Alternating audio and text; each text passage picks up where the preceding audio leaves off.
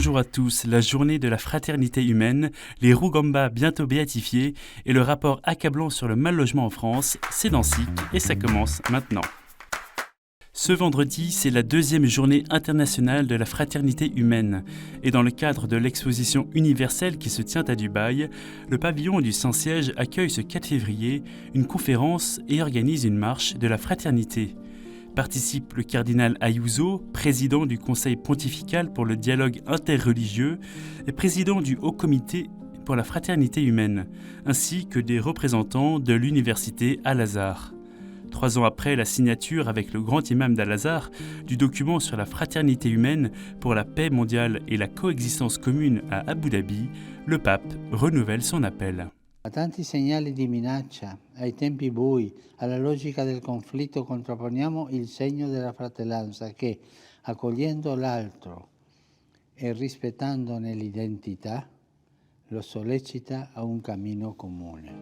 Des personnalités du monde entier se sont associées à cette journée.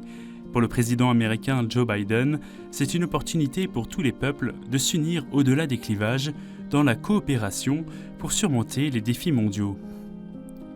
Dans un message, le grand imam d'Al-Azhar a salué son cher frère le pape François. Nous avons vraiment besoin d'amitié, de coopération et de solidarité pour relever les véritables défis qui menacent l'humanité et compromettent sa stabilité.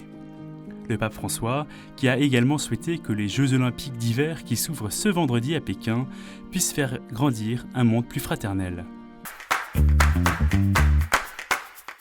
Et une nouvelle étape pour la béatification du couple rwandais Cyprien et Daphrose Rugamba et des enfants morts avec eux. Ce jeudi, les caisses du procès diocésain, terminé depuis le 25 septembre dernier, après 6 ans d'enquête, ont été ouvertes par Monseigneur Giacomo Papalardo, responsable de la chancellerie de la Congrégation pour les causes des saints. C'est donc le début officiel du procès à Rome. Le couple a fondé la communauté de l'Emmanuel au Rwanda. Au cours du génocide de 1994, ils ont été tués avec 6 de leurs 10 enfants et leur nièce après une nuit d'adoration eucharistique. Une nouvelle phase d'un procès exceptionnel pour Jean-Luc Mouns, délégué du modérateur pour le suivi de la cause et ami de la famille. Il s'agit du premier procès de béatification de personnes qui viennent du Rwanda. Donc s'ils sont béatifiés, ce seront les premiers du pays. J'espère les premiers d'une longue liste, parce qu'il y a beaucoup de capacités de béatification au Rwanda. Deuxièmement, c'est qu'il s'agit d'une famille. Et c'est un cas très très rare dans l'Église, tout à fait nouveau même. On a des couples saints, comme Zélie et Louis Martin. On a leurs 2 filles, une fille qui est sainte et une fille qui a un procès. Mais maintenant, c'est une famille qui pourrait être béatifiée d'un seul coup. Et cela montrerait la beauté et la force du sacrement de mariage et de baptême. Alors que s'ouvre le 14 février prochain à Paris, devant la cour d'assises spécialement composée, le procès de l'attentat de Saint-Étienne-du-Rouvray, dans lequel le père Jacques Hamel a été tué le 26 juillet 2016, le diocèse de Rouen, qui est partie civile dans ce procès, a convoqué la presse ce mercredi. Monseigneur Lebrun, archevêque de Rouen, maître Catherine Fabre, l'avocate du diocèse, et le père Jacques Simon, curé de la paroisse, ont livré leurs attentes entre justice et vérité. C'est une recherche de vérité à la fois sur ces grandes questions et en même temps sur ce qui s'est passé réellement. Est-ce que le père Hamel était une cible déterminée? Est-ce qu'il connaissait l'un de ses assassins ou pas? Toutes ces questions que l'on se pose quand on est en train de faire son deuil sur la mort. Est-ce qu'au fond, on n'aurait pas pu empêcher cette mort? Voilà. Si les 2 assassins du père Hamel ont été abattus, 3 des accusés seront poursuivis pour association de malfaiteurs terroristes. Le 4e, Rachid Kassim, jugé pour complicité, est présumé mort et ne sera pas dans le box. Le procès va durer jusqu'au 11 mars prochain.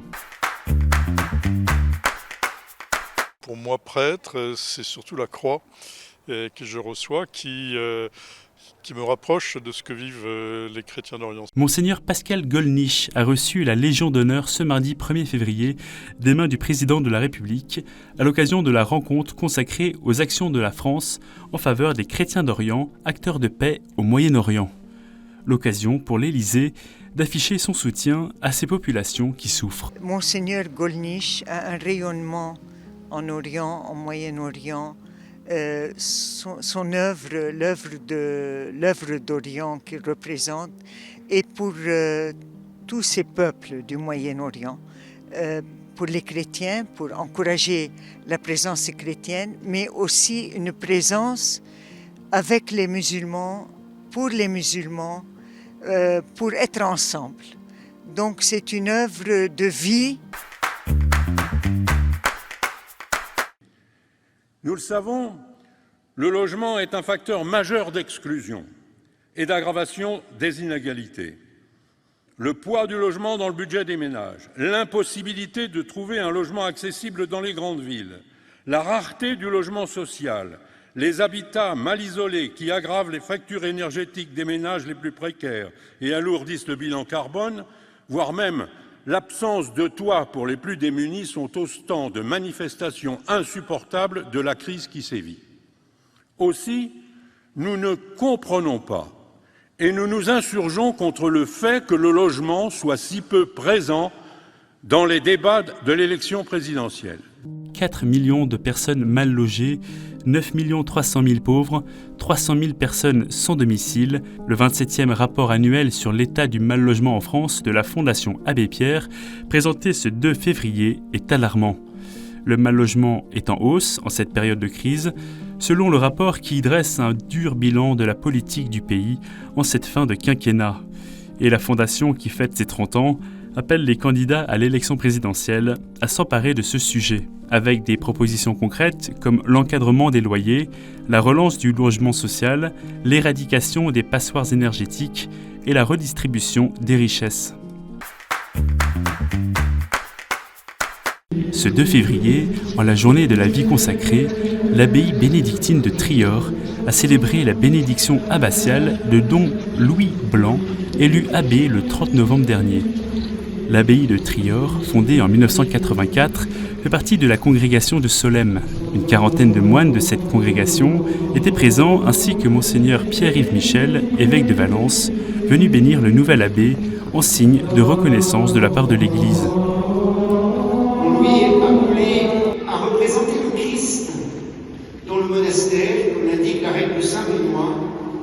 Vous entraînez vos frères dans cette offrande de toute leur vie, qui est la raison profonde de l'appel adressé aux moines. À tout juste 35 ans et récemment ordonné prêtre, deux conditions pour être père abbé, dont Louis Blanc est désormais père abbé de Trior à vie.